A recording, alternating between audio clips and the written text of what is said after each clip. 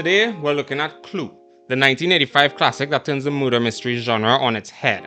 And trust me, you'll want to stick around for this one. I think I saw it once when I was a little so the only memory I can recall from it was that song everyone sang when they were possessed or something. Wait, that was Beetlejuice? What?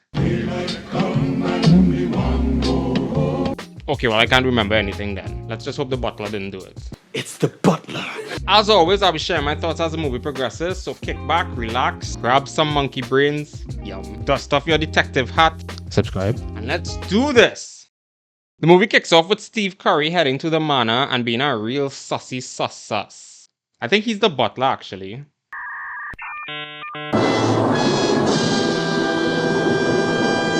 Oh. Wait, do maids really dress like that? Damn, must be nice to be rich. Frick. Everything all right, Mrs. Ho? Dinner will be ready at 7:30. Well, alright then. Hey, how's the food coming along? Dinner is almost ready. Oh, great. Now if you'll excuse me, I'll just be in my room, changing my pants. Colonel Mustard shows up. That's the radio host from Jingle All the Way who was playing with his life. A gift certificate. Right. As soon as they get some in store. By the way, the butler's name is Wadsworth, or something like that. Would you attend to the Colonel and give him anything he requires? Within reason, that is. They knew exactly what they were doing. Next to show up is Mrs. White. It's funny because she's wearing black. Wait, Doc from Back to the Future is in this? Movie just got 10 times better. Now Mrs. Peacock shows up and can't seem to keep it in her pants. Then Mr. Green. Did they plan to show up one by one or was it just complete coincidence? That must be it. I would have just turned around and not looked back, to be honest. What a godforsaken place. Or just completely risk it all for that. Alright, so that's everyone. Take note that nobody here knows each other and those aren't their real names either. Do you remember their names?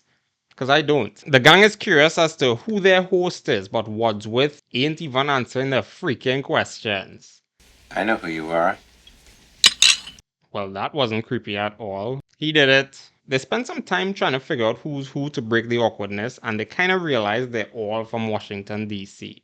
And just when Butler is confronted about it all, the doorbell rings. And it's Mr. Body. I believe he's the final guest, if not the host. Then they learn they all received a mysterious letter to be there, except Mr. Body, of course. Oh, so that's how you spell his name. Okay. Wow, things start escalating insanely quickly. The doors are locked and the windows have bars. Frick. Butler says he'd explain everything and they just calmly go back to the study room. I'd be in an absolute mental panic. What the hell? Ladies and gentlemen, you all have one thing in common. You're all being blackmailed. Oh, I thought it was something serious. Everyone got silent real quick though. And Butler just starts revealing all their secrets. And we're gonna list them out. Doc did dirty things with a patient he wasn't supposed to. Peacock took bribes from her husband, a senator, so just a regular day. Miss Scarlet basically runs an escort service, and that's the nicest way I could have put it. Oh, yeah? What's the phone number? Doc is parched. Colonel Mustard starts panicking because the other guest thinks he was a client of Scarlet. But you're basically giving yourself away by doing that, my guy. What? Are you trying to make me look stupid in front of the other guests? Don't need any help from me, sir. That's right. Yeah, you tell him. Mrs. White has been paying the blackmail the whole time though, so I don't know why she's there right now. But he was your second husband. Your first husband also disappeared. He wasn't a very good illusionist. Or he was just trying to get away from you. And Mr. Green is a homo. No, really, that's his thing. Killer, chicken dinner. And well, Mr. Body is the blackmailer, so. Put him up! Put him no! Wow, that was so fake. So Wadsworth announces he's recording the whole thing. The police will be there in 45 minutes and he wants them to confess. Sounds like it's time to scat. Body gives everyone a present and tells them to open it. And it's some very kinky. He tells everyone to unalive Wadsworth in order to get away from that whole situation.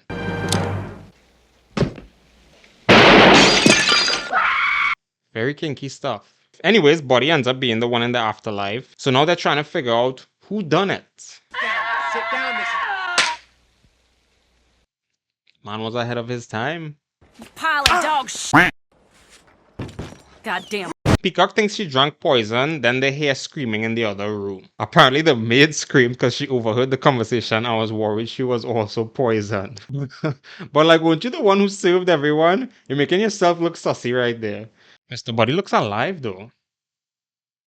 Wadsworth goes on to explain that his wife ended herself because she was also being blackmailed by Buddy. So why did you want to continue working for him? Sorry. Definitely something the suspect would do. Alright, Wadsworth sounds like he's supposed to be the killer, but personally, I think he's talking a little too much, so he didn't do it. We all know where my money is. And I'm broke. They're back to trying to figure out who done it. Then remember the cook. You know, the lady that made me change my pants? No. She made me change my pants. Wait, what is happening right now? Well, I think the chef didn't do it. I can't put my finger on my reasoning though. Why did bro just hold the freaking knife? Did you do it? I'm confused now. If I was the killer, I would kill you next. Oh? Wait to sell yourself out? Frick. If I was the killer, I'd kill you next. Oh, what did he just say? I said if. Oh, okay, that's fine then. Colonel starts palming the blame off to Mrs. White, so we're basically back to square one. They carry the cook's body back to the main room, but uh-oh, Mr. Buddy's body is gone. He's alive. Okay, they're debating if he's alive or not, so maybe he's not. Maybe there is life after death. Life after death is as improbable as sex after marriage. Are you okay? Do you need a hug? Peacock heads to the bathroom, but as she opens the door, it's Buddy's body. He has new injuries, so someone there's a whole psycho making sure he's gone. But I can't figure out why they'd want to relocate the bodies. Is it to make sure that they don't move? Wadsy takes the remaining gifts and locks it in the cabinet. The rest of the gang has a problem with the butler having the one and only key for it, so he gets the great idea to throw it away. I thought the door was locked. And who's this guy? Joseph says his car broke down and wanted to use their phone. How convenient. Also, he didn't throw away the key. Oh, never mind, he threw it away. Maybe Maybe it's the other key. Out of this whole argument, I can't believe it's only been 15 minutes that passed in this world. Anyways, Colonel thinks there's someone else in the house, so he suggests splitting up. He isn't the smartest one in the room, so... But it is dark upstairs and I am frightened of the dark. Will anyone go with me? I will. I will. No, thank you. I like him. Never chase a girl. So they draw sticks to see who partners with who. And let's speed this. Wadsworth is with White, Colonel is with Scarlet, the maid with Green, of course, and Doc with Peacock. The gang splits up and now everyone is suspicious of everyone. It's an absolute mess. Meanwhile, a mysterious person takes all the evidence, burns it, and unlocks the cabinet. It's the butler, and White by association because she's his partner. They pass through a secret passageway and attacks this stray guy. He was mentioning to the person on the phone that someone from this group was his old boss. The plot thickens. Colonel discovers another secret passage, so they follow and it leads them to the room with the stray. So naturally Scarlet screams and draws the attention of everyone. Where's the key? The key's gone! Gone, as in thrown outside. Winston tries to knock down the door, but that didn't work. So the maid says she knows what to do and goes for the gun? How did you know the door was unlocked? She has some accurate aim though. How did you know that you could get at the gun? I didn't. I think I would break it open, but it was open already. Okay, I believe you. An officer shows up asking about the car that the stray was driving and everyone is just being sussy about it. So he asks to use their phone.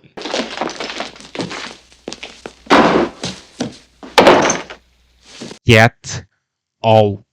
They lock him in. I told you. But then the phone rings and it's the FBI. So Winsley lets him out and takes the call. Meanwhile, Green has to show the officer around, but he wants to see what's happening behind the door they suspiciously closed. So he storms over and they somehow manage to make it look like one big orgy.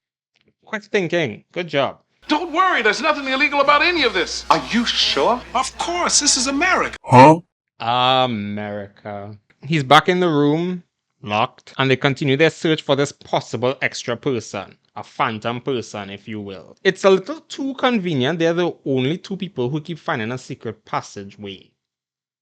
Meanwhile, the phantom turns off all the lights. Maid sneaks away and starts talking to someone in the dark and gets strangled. And next is the police officer. He was actually cool though, so RIP my guy. I am your singing telegram.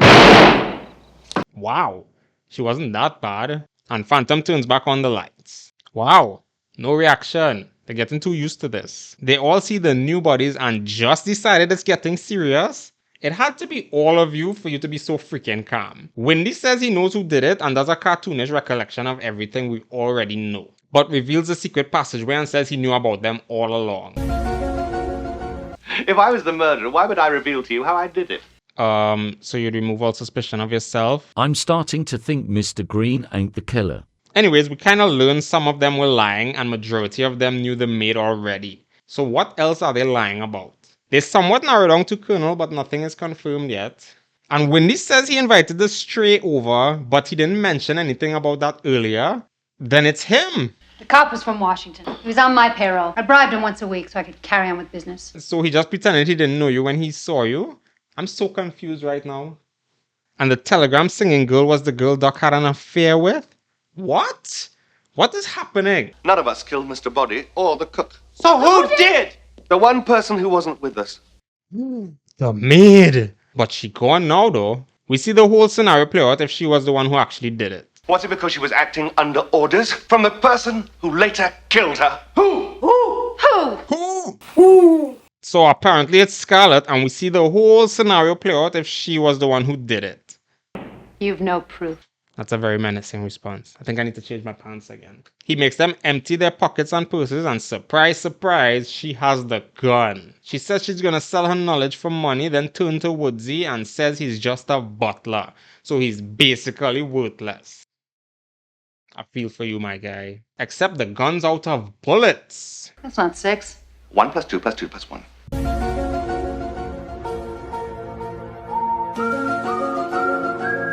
Anyways, she gets distracted by the bell and the police show up. Yay! There are no bullets left in this gun, you see? I guess she was correct with the 1 + 1 + 2 + 1.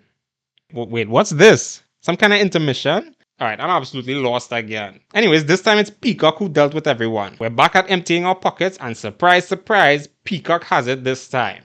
Frick? But in this timeline, Woody says he never called the popo and suggests they stuff the bodies in a cellar and carry on with their lives as if nothing happened. Peacock seeks to leave first, except the cops do show up. So he did call them. Wait, but apparently that's not what happened again.